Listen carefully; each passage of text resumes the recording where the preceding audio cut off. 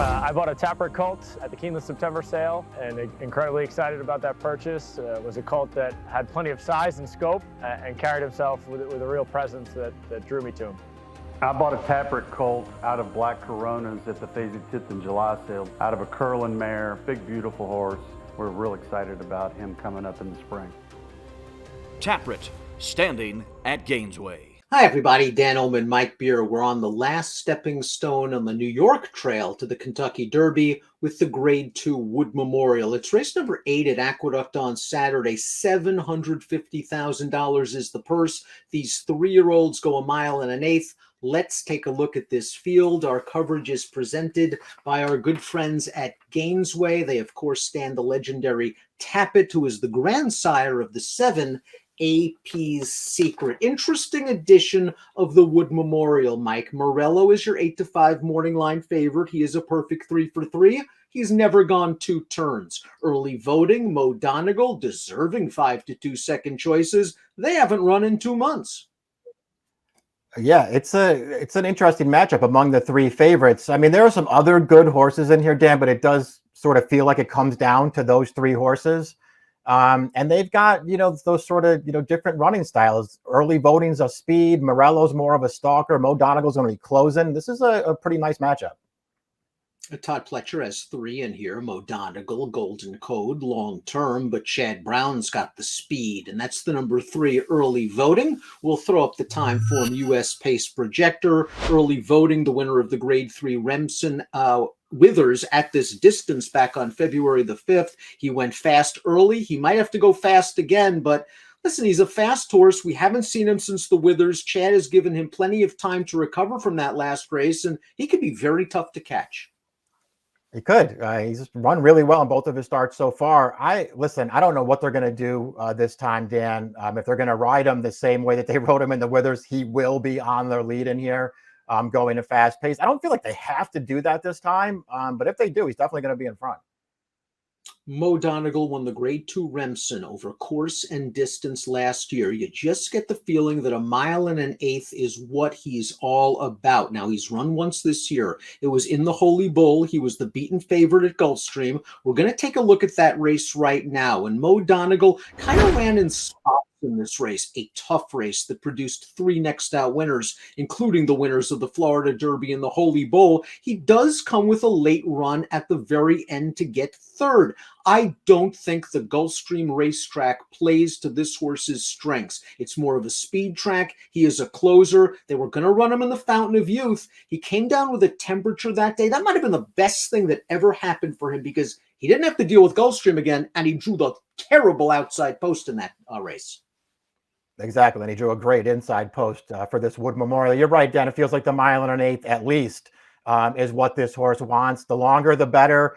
As far as the Holy Bull goes, he didn't run great in there, but you saw in the replay just really late to get untracked in that spot. And then he was really making up ground at the end. It just kind of felt like wrong time, wrong track for that horse.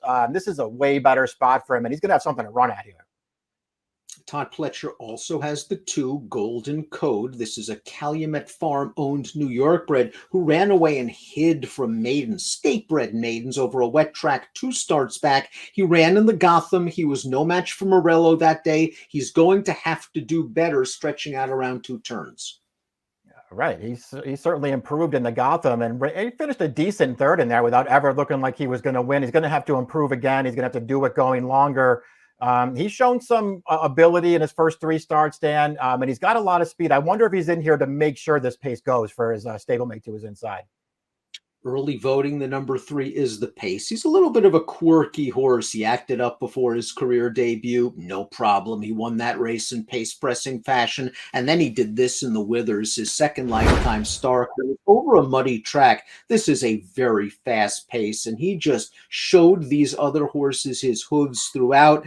The original buyer came back rather slow. It was upgraded to an 87 based on the good subsequent performances of some of the other also-rans. He's a talented horse, Mike, and I'm really not that worried about the 2 months off.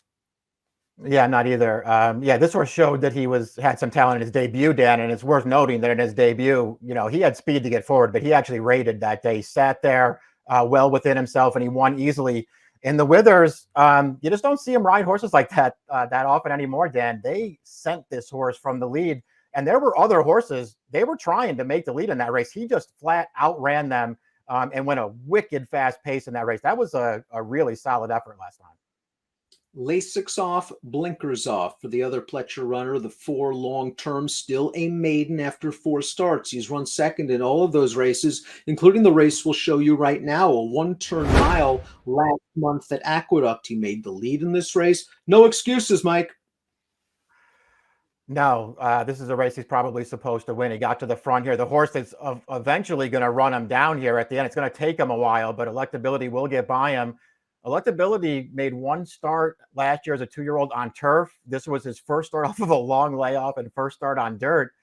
And long term, just can't turn this horse away at the end. No excuse here. He lost his prior 2 starts at 4-5 and 2-5. I know those are on wet tracks, but still, he's pretty hard to like it here.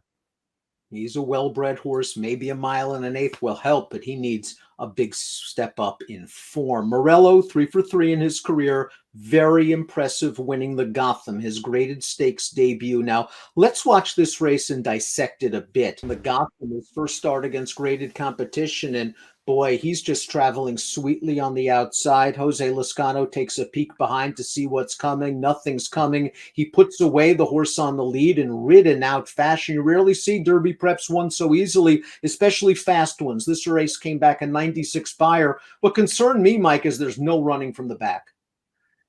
Yeah, there's not. You're right about that. He's obviously going to face a much tougher group of horses here in the Wood. On the other hand, Dan, this horse has won all 3 of his starts just like that. I mean, he's never really been asked for his best yet. He has really nice tactical speed. And when he gets asked a question in the stretch, he just leaves fields for dead. He clearly has a lot of ability. This is his toughest test to date. He's going to have to prove that he can stretch it out one more time. I think you have to love the way they've brought him along, Dan, but this is a serious, serious test for this horse. 2 tests, the class and the distance, makes 8-5 somewhat unappetizing, but boy, has he been visually impressive. Skippy Longstocking looking to follow in the footsteps of his stablemate White Barrio. Both are trained by Saffy Joseph. Skippy Longstocking won at 1 1/8 in his most recent start, an entry-level allowance at Gulfstream. Let's watch that race right now. Made the lead turning the stretch. He runs away from them in the lane. Maybe not the greatest field in the world, and I think he took advantage of a good pace up front. He did. A big step forward for this horse. It was his first 9 furlong start. And they also took him back off the pace this time, Dan, because in his prior starts, he had been, contesting the paces and getting tired. This time they took him back. The pace was fast in front of him, and he obviously took a pretty big jump forward there. It feels like they'll probably try to ride him exactly the same way here.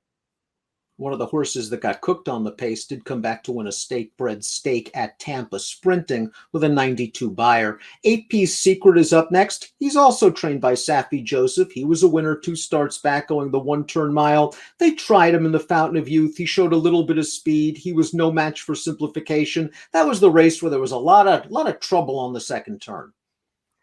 Yeah, and he was sort of involved in that too, Dan. It felt like at that point where the spill happened, he was in the mix there, but he was starting to back up at that point.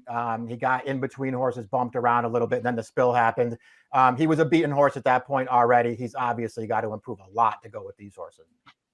Morello and Early Voting are not the only undefeated horses in this race. The New York-bred Barisi is 3 for 3, and he stretched out to a 1-turn mile successfully last time out against fellow Empire breds in the Gander. Let's watch this son of Lauban because he did some decent things.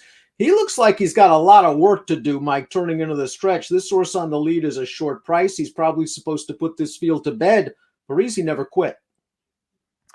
Yeah, he stays really gamely here, and he's going to run this odds-on favorite down right in the late stages. A little bit of Bull Journey stopping at 4-5 off of a solid pace, but listen, let's give Barisi credit. He's run just like this in all 3 of his starts, Dan. He does a lot of chasing, and he does not give up through the stretch. This is a pretty nice horse. I don't know if he can beat this field. This horse is pretty good, though. We'll see how far he wants to go. A little successful appeal on the bottom. That adds a lot of speed to a pedigree. Top pick time for the Grade 2 Wood Memorial. Mike, you're going back to Mo Donegal. We know what he can do at Aqueduct at 1 1/8, and I just think this track is going to be kinder to him than what he had at Gulfstream Park. I don't mind the 2-month layoff. He's running late under Rosario. Yeah, that's the hope anyway, Dan, that this is a better spot for this horse. I just really like him, Dan. I liked him a lot as a 2-year-old. I'm perfectly happy to give him a little bit of a pass for the Holy Bull and hope that he runs a much better race this time. We're going to learn a lot about Morello. Is he a true sort of grade 1, grade 2 type horse? That's 1. 2, is he going to be a classic type horse, or is he going to be in the mold of a Jackie's Warrior type, a 1-turn 7 furlong mile type? We're going to see, but he's been very, very impressive. That 8-5 is just unappetizing for me. Maybe he'll drift if Mo Donegal and early voting takes some of the attention away from him, but it's an interesting edition of the Wood Memorial. Mike's going 1-3-5-8. I'm going 5-6-1-2. And after this, it's on to the Derby.